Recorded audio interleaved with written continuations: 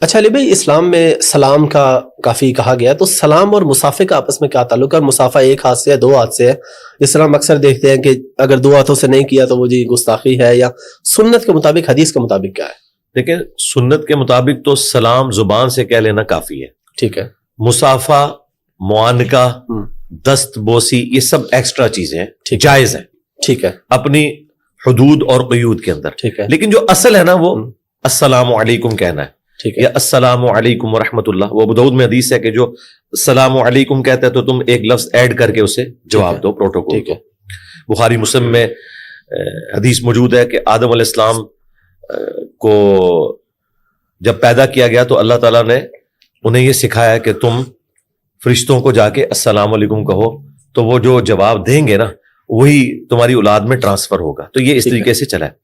اس کے مختلف سیکھیں ہیں. صرف سلام یہ بھی سلام ہو جاتا ہے، اور یہ قرآن میں ہے. دیکھیں لوگ کتنے حیران ہوتے ہیں اگر آپ کسی کو کہیں نا سلام، وہ کہے گا پتہ نہیں اس نے مجھے کوئی ٹنڈا سا سلام کیا، یہ مجھے اچھا نہیں سمجھتا. تو قرآن میں ہے کہ حضرت ابراہیم علیہ السلام کے پاس جب فرشتے آئے انسانی شکل پہ تو انہوں نے کہا تھا سلام، انہوں نے کہا سلام.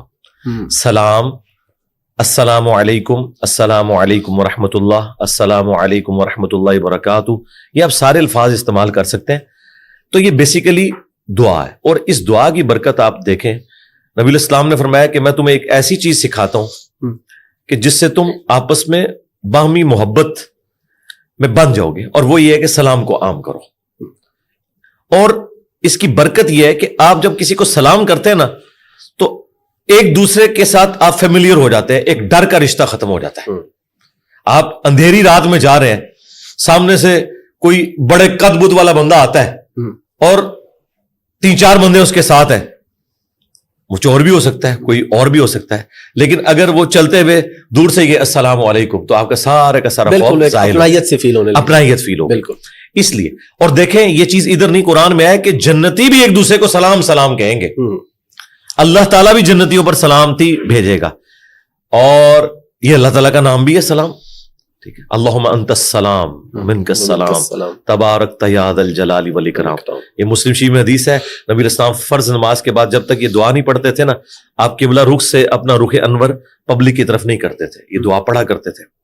تو یہ اللہ تعالیٰ کی طرف سے ایک اسپیشل چیز ہے. اب رہ گیا مصافحہ کرنا، یہ ایکسٹرا چیز ہے، یہ ایک محبت کا اظہار ہے. ٹھیک ہے. بہتر ہے کہ آپ 2 ہاتھ سے مصافحہ کریں. ٹھیک ہے. ہاں، ایک ہاتھ سے بھی جائز ہے. یہ اہل حدیث نے جو ایک فتنہ کھڑا کیا کہ مصافحہ ہے ہی ایک ہاتھ کے ساتھ ہے، یہ صرف حنفیوں کے ساتھ ضد کی وجہ سے. ادروائز صحیح بخاری میں امام بخاری رحمہ اللہ تعالی نے باقاعدہ ایک چیپٹر کی ہیڈنگ باندھی ہے 2 ہاتھ سے مصافحہ کا بیان. اچھا. اور اس میں انہوں نے تابعین کا عمل لکھا ہے کہ وہ 2 ہاتھ سے مصافحہ کرتے تھے، اور اس کے ثبوت میں انہوں نے بخاری میں حدیث لی ہے کہ حضرت عبداللہ ابن مسعود کہتے ہیں کہ نبی علیہ السلام نے مجھے تشہد اس حال میں تعلیم فرمایا کہ آپ کے دونوں مبارک ہاتھوں کے درمیان میرا ہاتھ تھا، آپ نے یوں لے کے پیار سے. اس سے امام بخاری نے یہ رزلٹ نکالا کہ اپنی اصل میں کسی شخص کے ہاتھ کو اپنے دونوں ہاتھوں میں لینا یہ ثبوت ہے کہ آپ 2 ہاتھ سے مصافحہ کر سکتے ہیں. بالکل. اس کا جواب اہل حدیث یہ دیتے ہیں کہ جی وہ ابن مسعود کا ایک ہاتھ تھا. ہم کہتے ہیں آپ گمان کر سکتے ہیں کہ اللہ کے نبی نے آپ کا ہاتھ پکڑا ہو اور دوسرا آپ نے سائڈ پہ رکھا ہو، آپ تو کہیں کہ میں تو دل بھی نکال کے نیچے رکھ دوں. تو یہ تو بعید ہے صحابہ کرام کے اخلاق سے. یقیناً دونوں نے ایک دوسرے کو 2 ہاتھ سے کیا، اور اس سے بڑھ کر امام بخاری نے یہ فارم نکالا. پھر امام بخاری نے ایک کتاب لکھی الادب المفرد، وہ ہے ہی اداب پہ.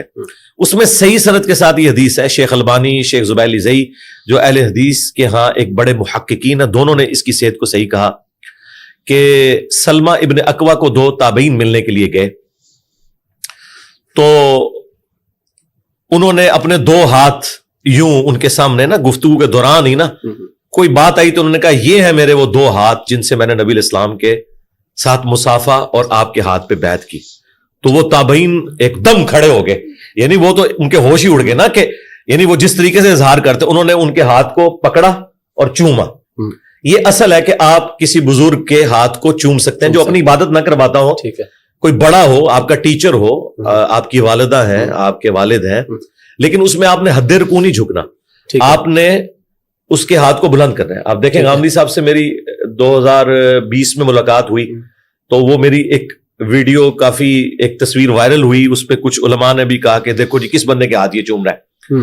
اور ہمیں تو یہ کہتا ہے کہ میں تو میرے بھائی بریلوی دیوبندی اہل حدیث علماء کے بھی ہاتھ چومتا ہوں, ٹھیک ہے, لیکن حد رکوع نہیں جھکنا, اس کو اٹھائیں اس لیول پہ لے کے آئیں کہ آپ کے ہاتھ گھٹنے تک نہ پہنچے, چومیں, یہ بھی سنت ہے, یعنی صحابہ کرام کی سنت ہے. ترمذی ابو داؤد میں موجود ہے کہ کچھ یہودی نبی علیہ السلام کو ملنے ہیں, انہوں نے سوال و جواب شروع کیے تو وہ اتنے امپریس ہوئے کہ انہوں نے رسول اللہ کی تصدیق کی اور نبی علیہ السلام کے ہاتھ اور پاؤں بھی چومے. لیکن پاؤں چومنے کا جو پروٹوکول ہے نا, یہ صرف پروفٹ کے لیے ہے, بعد میں کسی کے لیے یہ ثابت نہیں کہ کسی نے اس طرح پاؤں چومے ہو. البتہ ہاتھ چومنا, 2 ہاتھ سے مصافحہ کرنا, 1 ہاتھ سے مصافحہ کرنا, یہ سارے طریقے درست ہیں, یہ آپ کر سکتے ہیں. اچھا علی بھائی, داڑھی کے مسئلے پہ ڈیٹیل ڈسکس پبلک کے لیے تو ہو چکی تھی. جی جی. امام کا مسئلہ بتائیں کہ اگر چھوٹی داڑھی والا ہے یا کلین شیو ہے, اس کے پیچھے نماز ہو جاتی ہے یا کچھ خاص کنڈیشنز میں ہو جاتی ہے یا ہمیشہ ہی ہو جاتی ہے؟ آپ کا کیمرہ سچ سن لے گا, بالکل سنے گا انشاءاللہ. اور لاسٹ ٹائم بھی آپ کو پتا ہے, آپ نے پوچھا تھا کہ سچ برداشت کریں, الحمدللہ سب چلا. ہم جس طرح کئی مواقع کے اوپر علماء کو علمی دعوت فکر دیتے ہیں, یہاں پہ بھی دیں گے کہ ہمیں وہ حدیث بتائیں جس میں لکھا ہے کہ داڑھی جو ہے وہ امامت کی شرط ہے. مجھے بتائیں داڑھی منڈانا بڑا گناہ ہے یا جھوٹ بولنا بڑا گناہ ہے؟ جھوٹ بولنا قرآن میں لعنت آئی ہے, وعید آئی ہے. اگر جھوٹ بولنے والے علماء ممبروں پر بیٹھ سکتے ہیں اور ہمیں نمازیں پڑھا سکتے ہیں تو بغیر داڑھی والے کیوں نہیں پڑھا سکتے؟ یہ میں نے ایک الزامی بات کے طور پہ آپ کا دماغ کھولا پہلے. ٹھیک ہے, ٹھیک ہے. غیبت اس سے بڑا گناہ, بے شک, چغلی, بے شک, ایسی جھوٹی حدیثیں بیان کرنا, نبی علیہ السلام پہ جھوٹ باندھنا جو بخاری مسلم میں حدیث ہے کہ اپنا مقام جہنم میں دیکھ لے, وہ ممبروں پہ آگے بیان کرنا. ان کے پیچھے تو ہم نمازیں پڑھ رہے ہیں اور ہم نے اپنا دین ٹخنوں سے اوپر شلوار کرنے پہ اور داڑھی کے اندر گھسا دیا. یقیناً یہ سنتیں ہیں, میں اس پہ عامل ہوں. میں اپنی یونیورسٹی میں بھی کبھی میں نے اپنے ٹخنے ڈھانپے نہیں ہیں اپنی, یعنی کالج لائف ہم نے آپ کے پیچھے نماز پڑھی ہے, ہر نماز سے پہلے بھی بتاتے ہیں. ہاں, میں یہ کہتا ہوں کہ یہ پروٹوکول ہے نماز. اچھا, اب آپ اس طرف آ جائیں جو ہم وہ ٹاپک ڈسکس کر رہے تھے, امامت کی شرائط. تو مسلم شریف میں امامت کی 4 شرائط آئیں. ٹھیک ہے. نمبر 1, امام تم میں وہ ہوگا جس کے پاس قرآن کا علم سب سے زیادہ ہوگا. ٹھیک ہے. قرآن کے علم سے مراد قرآن کی قرات بھی ہے اور اس کا نالج بھی. اچھا, یہ عمل کی کہیں پہ بات نہیں ہو رہی. ٹھیک ہے, علم کی بات. ظاہر ہے عمل تو ہر بندے کا اپنا ہے نا جی. بے شک. میں کیسے کسی کو جج کر سکتا ہوں کہ یہ جو حافظ قرآن ہے یہ قرآن پہ اسی طرح عمل کر رہا ہے جیسا کہ کرنے کا حق ہے؟ مجھے کیا پتا وہ اپنی خلوت میں کیا ہے. اچھا, نمبر 2, قرآن کے علم میں بھی برابر ہو تو سنت کا علم. ٹھیک ہے. سنت میں بھی برابر ہو تو جس نے پہلے ہجرت کی ہے, یعنی جو اسلام میں سینئر ہے, ٹھیک ہے, اگرچہ وہ عمر میں چھوٹا ہو. ٹھیک ہے. اور اگر اس میں بھی برابر ہے تو پھر چوتھی شرط میں ہے کہ جو عمر میں بڑا ہو, لیکن یہ چوتھے نمبر پہ. ٹھیک ہے. تو امامت کی 4 شرائط میں نہ داڑھی آتی ہے نہ اور کوئی چیزیں. یہاں پہ داڑھیوں والے قرآن غلط پڑھتے ہیں. اب مجھے بتائیں, اگر آپ قرآن غلط پڑھ رہے ہیں, سورۃ الفاتحہ آپ کو صحیح طریقے سے نہیں آتی, اور آپ کی داڑھی اور پگڑی دیکھ کر آپ کو امامت پر فائز کر دیا جائے تو آپ تو اس کے اہل ہی نہیں ہیں. اس کی بجائے اگر آپ کلین شیو ہیں اور قرآن آپ کو اچھا آتا ہے تو آپ اہل ہیں. اچھا, یہ ساری بیماری سب کانٹیننٹ کی ہے. عربی کبھی نہیں دیکھتے داڑھی ہے یا نہیں ہے. ہاں, سعودی عرب میں آپ چلے جائیں, اس لیے کہ میرے بھائی وہاں دین گوالوں نے نہیں نہ پہنچایا, وہاں ڈائریکٹ دین آیا ہوا ہے. اور دوسرا, انہیں کوئی بتائے گا کہ مسلم شریف میں امامت کی شرائط یہ نہیں, اس میں داڑھی بھی ہے. یہاں تو لوگ دھوکہ دیتے ہیں نا کہ ہمارے بزرگوں نے کہا کہ وہ ملعن ہے, فاسق ہے, بلکہ یہ تو کہتے ہیں جو آپ کی داڑھی ہے نا اس کے پیچھے بھی نہیں ہوتی. ایسا ہی ہے. ہاں, ہم اسے کہتے ہیں اللہ کے بندو داڑھی سرے سے نہ ہو, ایک الگ سنت ہے, اس کی امپورٹنس ہے. ہم تو اسے واجب اور فرض کے درجے میں سمجھتے ہیں قرآن کی روح سے, لیکن اس کا امامت سے کوئی تعلق نہیں ہے. امام وہ شخص ہوگا جو قرآن اچھا جانتا ہے, قرآن اچھا پڑھتا ہے, اچھے طریقے سے نماز پڑھتا ہے. میں تو یقین کریں کوئی آر محسوس نہیں کرتا. یہ غامدی صاحب سے جب ملاقات ہوئی تو میں نے کہا سر آپ نماز پڑھائیں, تو انہوں نے بڑا ایک ان کا سینس آف ہیومر بھی بڑا اچھا ہے. تو میں نے کہا میری آپ کے پیچھے ہو جائے گی, ٹھیک ہے, نماز ہو جائے گی. تو انہوں نے کہا کہ انجینئر صاحب میری آپ کے آگے نہیں ہوگی. اچھا, انہوں نے ریبٹل کیا مجھے. تو میری تو خواہش ہے کہ جب بھی کوئی آتے ہیں ہمارے پاس یہاں پہ گیسٹ وغیرہ اور اس طرح اسپیشل امامت کے لیے, میں ان کو آگے کرتا ہوں, اسپیشلی کرتا ہوں, کبھی ہار نہیں محسوس کیا. آپ کی اس بات سے مجھے یاد آ گیا کہ کچھ علماء کے ہاں یہ ہے کہ جس کی فار ایگزامپل میری جتنی داڑھی ہے تو میرے والی اور میرے سے کم والے کی میرے پیچھے ہو جائے گی, بڑی والے کی نہیں ہوگی. سرکار ہم یہ کہہ رہے ہیں یہ جو آپ نے کہانیاں بنائی ہوئی ہیں کورالڈیز بناتے ہیں یہ کون بیٹھ کے آپ کو پڑھاتا ہے؟